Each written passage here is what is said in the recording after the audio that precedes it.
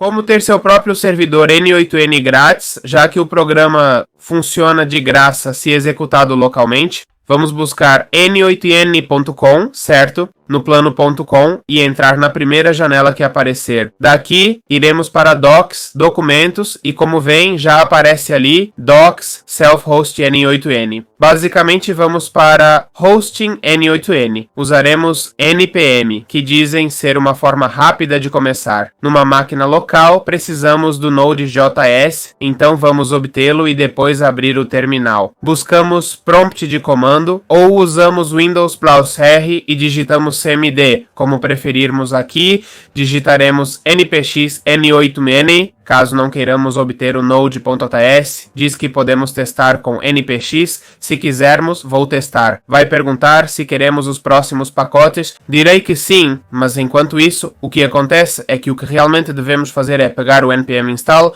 e colar. Aqui diz que se quisermos uma versão específica, podemos usar isto e para obter a próxima versão, podemos usar isto também. Como vêem, começou a obter ambos. Diz para pressionar ou para abrir o pacote. Pressionamos ou e pronto. Abre-se esta janela onde faríamos login. Como vêem, estamos em localhost. Aqui colocaríamos nossas informações. Depois, deveríamos colocar diz run npm funds para detalhes, mas basicamente inicia-se com N8N. Colocamos N8N aqui e teoricamente deveria iniciar. Diz que já está em uso e que estou usando. Então, como veem, os dois métodos funcionaram e é assim tão fácil usá-lo em modo host. Como criar seu primeiro agente de IA no N8N? Primeiro, vamos criar um novo fluxo de trabalho. Como sabemos, o N8N precisa de um gatilho, algo que o faça iniciar ou executar. Vamos adicionar a primeira etapa. Nosso gatilho será, neste caso de agente de IA,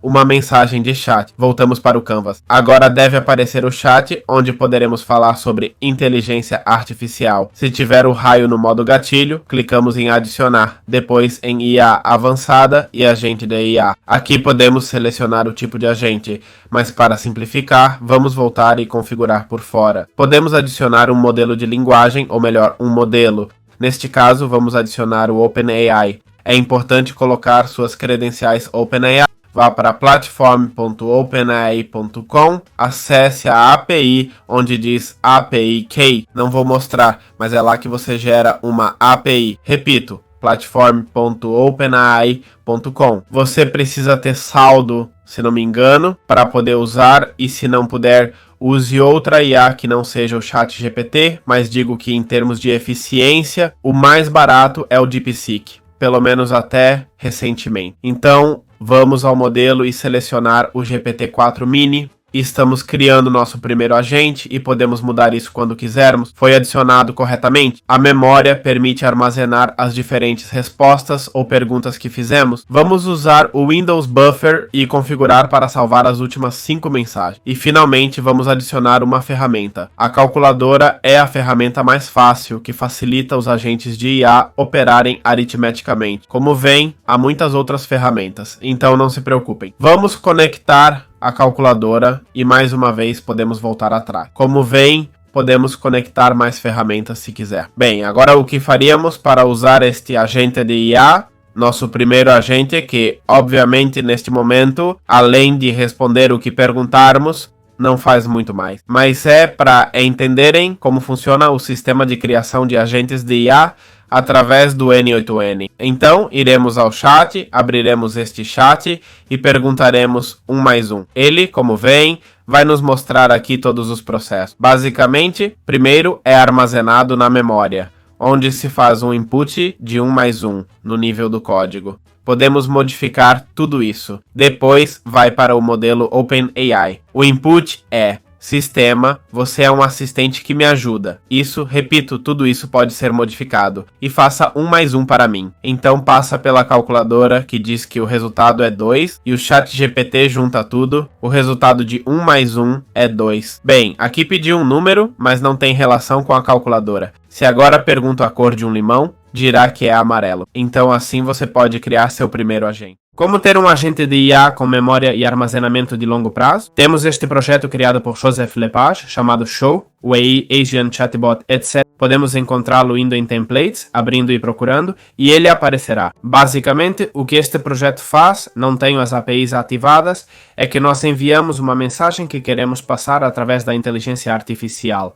Uma IA que, por ter memória, já terá um banco de dados baseado nas respostas recebidas ou no armazenamento que inserimos. Como podem ver, há 2 pontos de armazenamento. Enviamos a mensagem que se une às notas de longo prazo, ou melhor, de formato longo, desculpe, que são basicamente armazenados, neste caso, num Google Docs. Isso pode ser alterado para o que quiser, desde que seja um arquivo de texto, mas o Google Docs serve bem e também, por outro lado, salva as notas. Qual é a diferença entre cada um? Bem, basicamente a memória de longo prazo seria informações que o agente de IA precisa saber permanentemente, tipo se o usuário usa Zelda, HTML ou XLSX, por exemplo, se prefere respostas concisas e indiretas, sem explicações e outras preferências, coisas mais permanentes. Já as notas seriam informações importantes sobre o usuário, mas temporárias, tipo sábado às 20 horas tenho uma reunião, que após o evento armazenar essa info não terá mais utilidade e, portanto, não precisamos armazená-lo permanentemente. Então,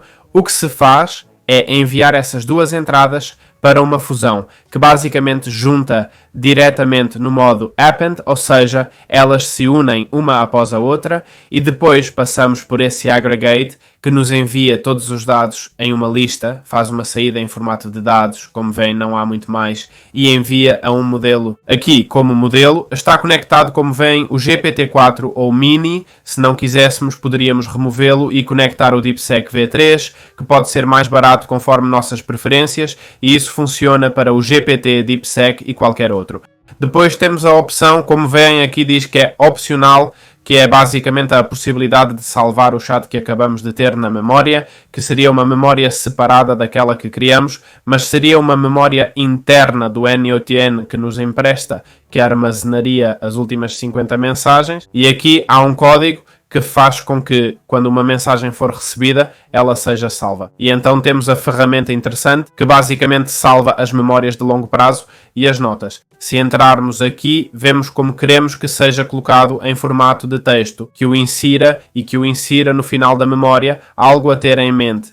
E suponho que para as outras notas fará o mesmo. Como veem, está configurado em definir manualmente e tem simplificar ativado, ou seja, tentará simplificar a resposta ao salvá-la. E pronto, finalmente nos dará a resposta. A forma de interagir com este LLM é clicando aqui no chat, cliquem aqui no chat, escrevam e se tiverem todas as APIs configuradas, isso funcionará sem nenhum problema. Beleza, como importar um template N8N no localhost, certo? Como podem ver, estou no localhost agora. Para o localhost, abra o CMD, digite npm blá blá n8n g, depois n8n, ok? Provavelmente vai dizer que já tenho um aberto. E o que eu digitei? O O. Isso, digitei o O, certo? E abre esta seção. Bem, este é meu localhost, como sei? Porque está escrito aqui em cima, localhost, ok? Então, como importar um template agora? Basicamente, vamos em template, certo? Buscamos, sei lá, Google Sheets, tanto faz, algo grátis. Entramos e clicamos em usar fluxo de trabalho, ok? Clicamos em usar fluxo e importar template para o localhost. Assim, usamos templates localmente no nosso servidor, sem depender do N8N. Beleza, agora vou mostrar um chatbot do Telegram feito pelo Eduardo. Basicamente temos acesso buscando nos templates. No N8N, vamos para a seção de templates aqui. Buscamos Telegram AI Chatbot e pronto, tá lá. Então, o trabalho desse criador é basicamente isso. Este chatbot tem um gatilho. Claro, tudo que nos dão é totalmente modificável. Se algo não está como queremos, dá para mudar. Por isso vou explicar como funciona. Assim, se precisar mudar algo, você pode. O gatilho dessa automação é uma mensagem do Telegram. Ou seja, quando uma mensagem é enviada... Bom, aqui a gente conecta a credencial. Quando uma mensagem é enviada no chat, o bot age. E basicamente começamos com esse pré-processamento que vem com a anotação, que basicamente prepara a mensagem para enviá-la às configurações E a partir daqui, como vemos, temos a configuração de temperatura do modelo, que basicamente definimos como 0,8. A temperatura torna o modelo mais ou menos criativo com base na mensagem enviada. Estamos predefinindo a duração da mensagem para 500 caracteres. Estamos enviando este comando daqui, onde dizemos que é um chatbot amigável. Poderíamos mudar amigável para profissional. O nome de usuário é essa variável que colocamos aqui em formato JSON, que seria extraído diretamente da mensagem do Telegram do gatilho. E vamos dizer, e seu sistema de linguagem é... Aqui colocamos o sistema linguístico com o qual trabalhamos, já configurado. Então vamos dizer, primeiro, detecte o texto do idioma. Depois, fornece uma resposta no mesmo idioma. Inclui emojis variados na resposta. Se não usássemos emojis, poderíamos tirar essa última linha. Bem, aqui temos a ação de enviar digitação. Isso não quer dizer que vai enviar a mensagem. Significa que vai simular que o bot está digitando. Ou seja, em vez de receber a resposta automaticamente, vai aparecer que o bot está carregando a resposta. E enquanto carrega ou processa, começará a... Bem, o típico está digitando do WhatsApp. Minha mãe, por exemplo, fica digitando. É isso que o usuário vai ver com essa função. Depois, essas duas ações viram uma entrada. Ou seja, quando as duas opções estão prontas, faz-se uma fusão onde se juntam as duas entradas. E aqui, como vem, ele verifica o comando. Diz, se a operação não começa com uma barra, ou seja, não está executando um comando, a saída será 0. Se começar com start, a saída será 1. Com image, a saída será 3. E para um último comando, seria 3. Para um novo. Então, basicamente, a coordenada 0. Saída 0 quando não há barra. Isso ocorre quando nenhum comando é fornecido. Vê a saída 0 conectada ao ChatGPT?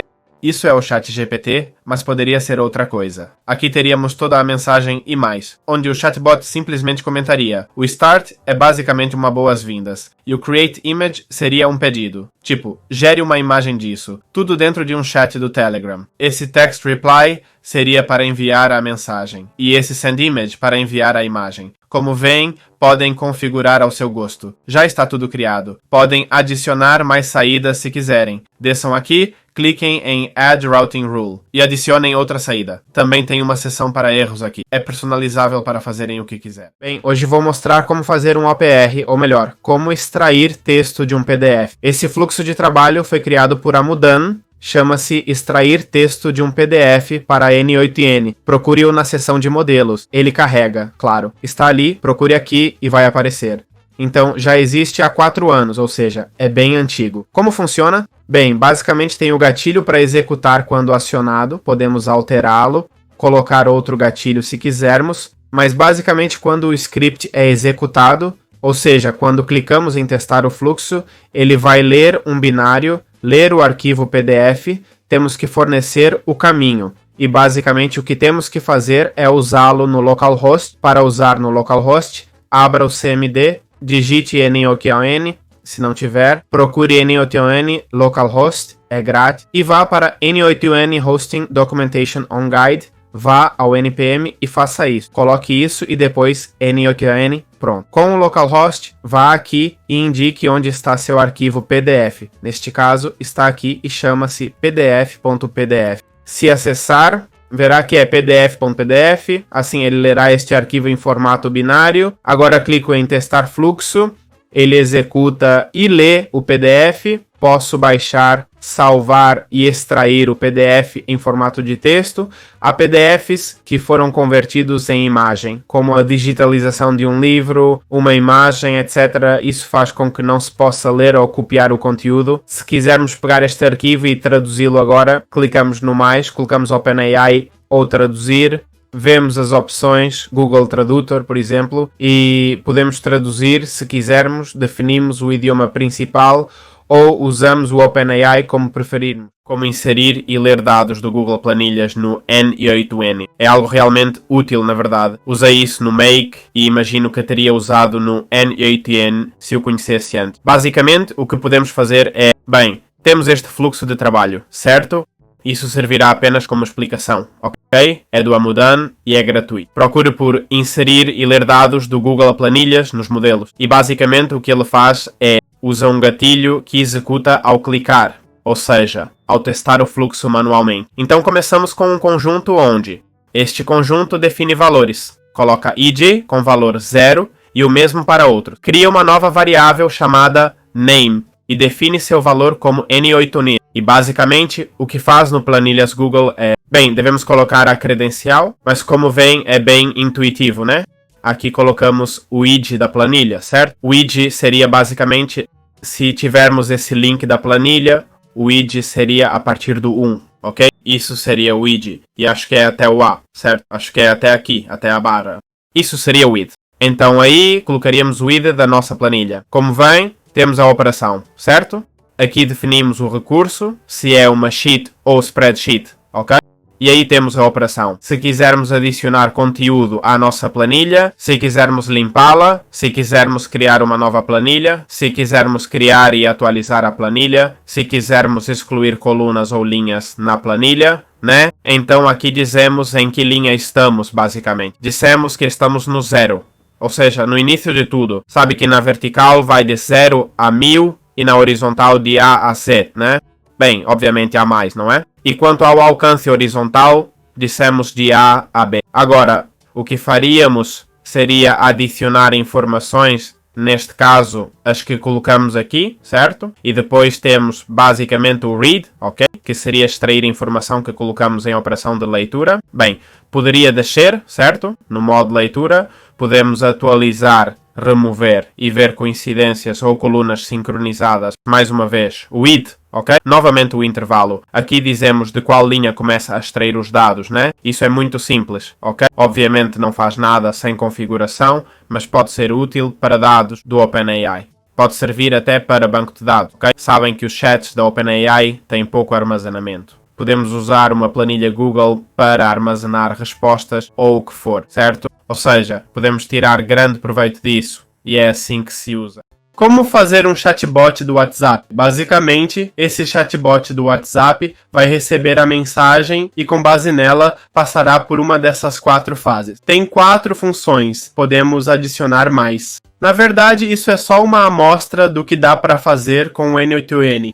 Aliás, é um template chamado Responda Mensagens do WhatsApp com IA como um Pro. É do Jim Logue, podem procurar na seção de templates. Procurem esse post, esse template grátis para o público, para a comunidade, tá aqui. Então vou tentar explicar um pouco como funciona. Primeiro, temos um gatilho do WhatsApp, onde atribuímos uma credencial, nossa credencial do WhatsApp. E basicamente o que vai acontecer aqui é que sempre que enviamos uma mensagem para o chat do bot, o bot vai reconectar e dividir essa mensagem em várias para carregar a mensagem conforme o que pedimos. Agora há 4 opções, como veem, 4 saídas neste redirecionamento, onde uma obtém URL de áudio, outra de vídeo e URL de imagem. Basicamente, temos um chatbot que, se enviamos áudio, vídeo ou imagem, vai baixar o áudio, vídeo ou imagem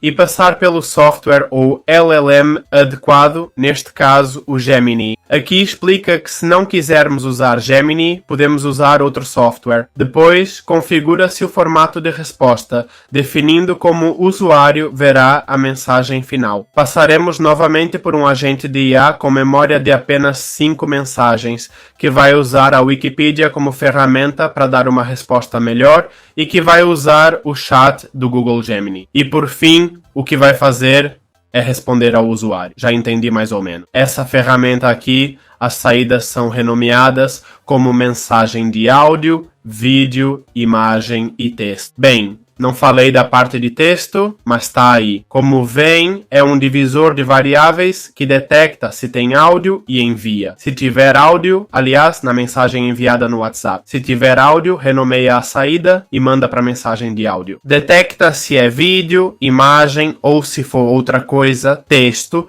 e põe na mensagem de texto. E depois de vários processos, cada um faz sua configuração aqui. Obviamente, entendo que a maioria não busca isso. Isso vocês podem remover sem problema algum. E a partir daqui, criem um novo redirecionamento de mensagem. Criem um novo redirecionamento, reconfigurem o que temos aqui e cada um ajusta seu bot como quiser a partir deste modelo. Ter um bot para cada ocasião pode ser um pouco exagerado. Seja para vendas ou dúvidas de usuários, podemos conectar um banco de dados. Tem um vídeo ensinando como criar um banco de dados. Poderíamos ter o banco de dados em um documento do Google, no Google Docs. Acessamos as informações do Google Docs e respondemos com base nelas. Como criar conteúdo WordPress automaticamente com o DeepSeek? Nosso colega Neil Italia publicou Automate Content Generator for WordPress com DeepSeek R1 há 23 dias. Se formos aos templates, podemos encontrá-lo facilmente. Ele compartilhou este template que vou explicar para vocês para que possam modificar ao seu gosto e usar para realizar suas próprias automações no WordPress ou até mesmo usar este template como está, certo? Ele explica que este fluxo de trabalho ou ferramenta é projetada para gerar automaticamente conteúdo otimizado para SEO, adaptado ao posicionamento web da nossa página, usando DeepSeek R1, dando ideias de como estruturar o artigo, entende? Cabeçalhos, perguntas, informações e mais. A imagem será gerada com OpenAI ou DALL-E 3 e o fluxo é manual, ok? Aqui temos o gatilho, vê-se que é executado manualmente por enquanto, a menos que o modifiquemos, certo? Bem, aqui nos dizem um passo preliminar que é basicamente criar uma planilha Google, ok? Com as seguintes colunas. Data, certo? As colunas são verticais. Data, prompt, título e ID do post. Bem, acho que são verticais, já confirmo. Sim, 100% as colunas são verticais, ok? E basicamente, o que faz este prompt? Bem, basicamente este prompt diz para conectar sua planilha Google, não é? Nós entraríamos, aqui deveríamos colocar as credenciais da nossa planilha Google e conectá-la, ok? Para isso, como veem, tem selecionado a planilha dentro do documento, certo? Ou seja, um documento de, bem, uma tabela de conteúdos. E basicamente, como vai identificar o documento? Podemos fazer por ID, como ele configurou, ou por URL, que seria o ideal, ok? Insira a URL do documento e da planilha e pronto. É isso mesmo, certo? Então aqui diz, defina seu prompt, entendeu? Onde manualmente enviamos as informações obtidas da célula para cá, ok? E com os dados da célula, geramos um artigo usando o DeepSeek, certo?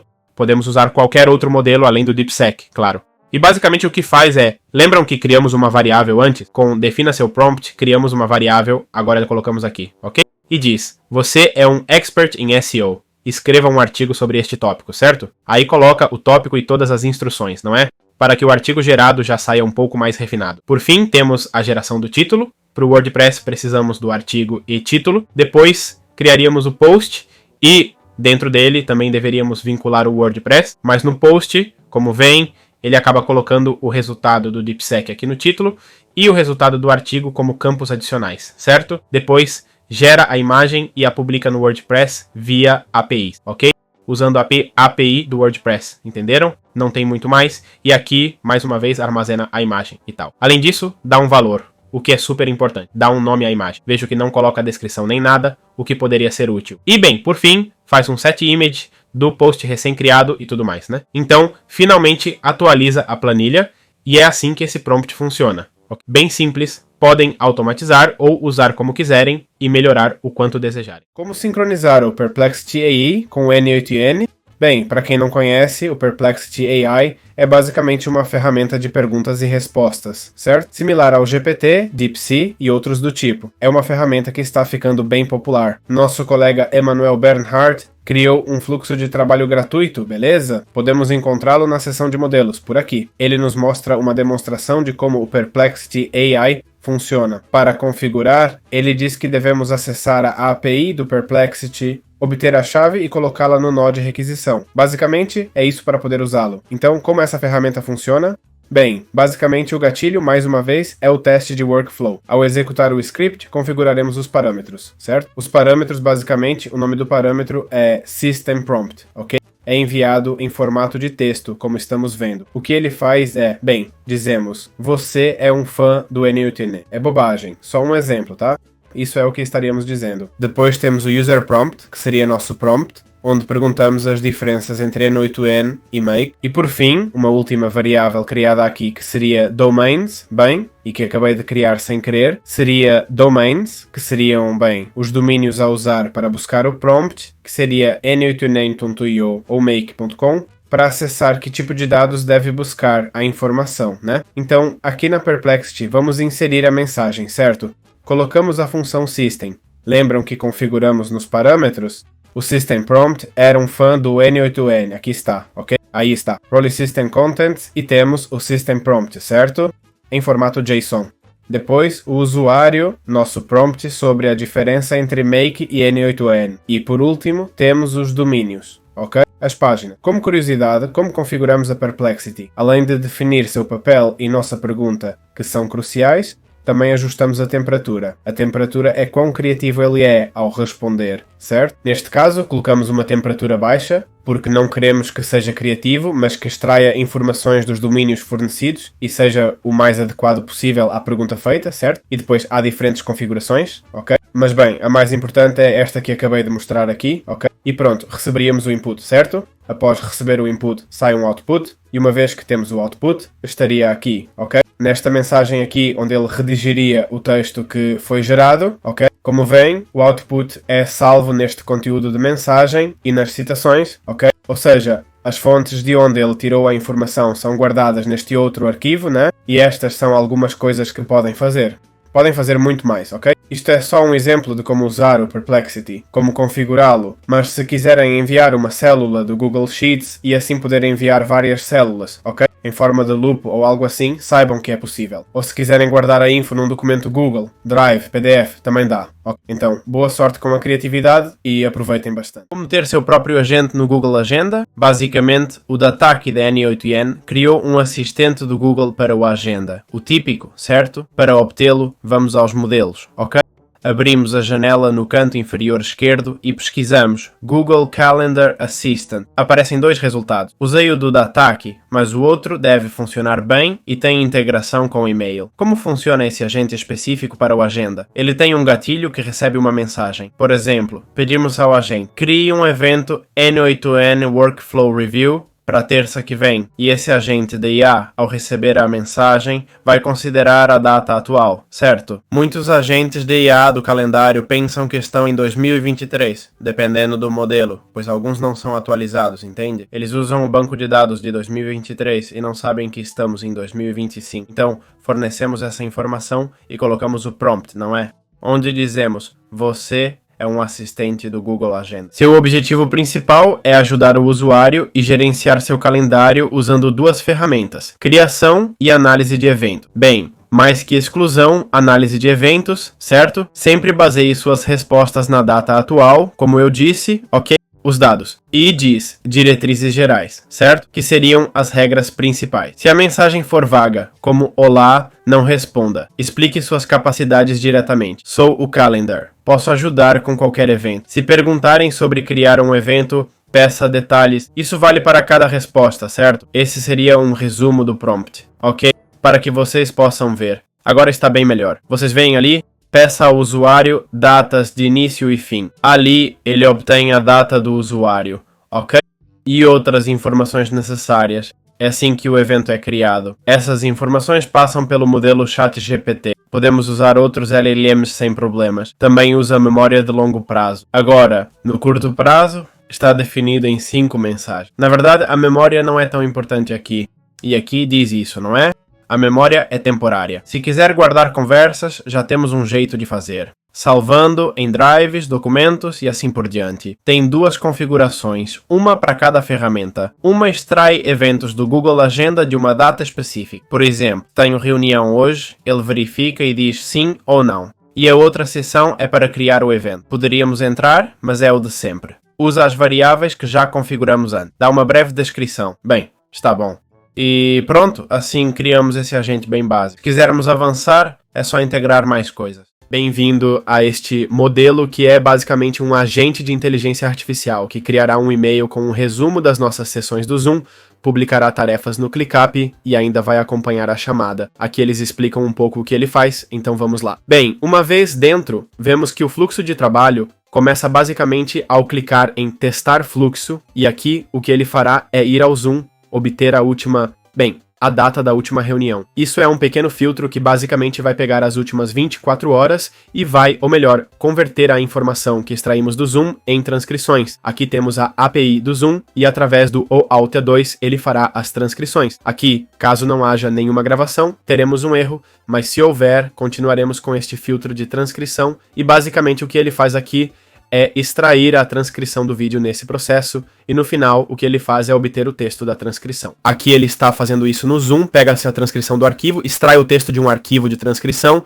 já que os arquivos de transcrição não sei como o Zoom faz, mas às vezes funcionam em estilo, pelo menos no YouTube funcionam como CSV, ou seja, mostra o minuto exato onde se está falando de algo, e talvez você só queira o texto, e não os minutos em que cada coisa foi dita, e esse tipo de coisa. Ele muda o formato para ter a transcrição de texto, obtém informações sobre quem são os participantes, para assim ter um pouco mais de contexto sobre o que está sendo feito, e aqui o que ele vai fazer é gerar um resumo. Se lermos, basicamente, o que faz é criar uma reunião formal com a transcrição e os detalhes seguintes. Aí ele executa algumas variáveis, coloca a transcrição e depois pede para criar a ata neste formato, incluindo a reunião, data, participantes e um breve resumo com os tópicos abordados. Isso é mais ou menos o que o HGVT pede, pode ser qualquer outro modelo, claro. O complicado aqui de substituir é o Zoom, mas bem, mais ou menos poderíamos mudá-lo também, e basicamente, uma vez que temos isso, ele redige, pega a mensagem, compõe, converte para HTML e envia por e-mail, ou também, pelo que estou vendo, envia por outro agente de inteligência artificial, passa por este modelo, ou melhor, isso passa por este modelo, faz a ação de criar tarefas. O que falamos antes do ClickUp, aqui como vem, ele coloca o nome da tarefa, a descrição da tarefa e tal. E por fim, está configurado para dar uma olhada no calendário, no Outlook, se uma nova chamada foi agendada, então é colocada. Está bem feito, ou seja, se você marcou uma nova chamada, ela vai para o calendário e tudo, certifique-se de que funciona corretamente. Aqui temos um subfluxo de trabalho que é basicamente criar uma tarefa no ClickUp, que é isso aqui, o Create Task, que é um gatilho. Agora está desativado.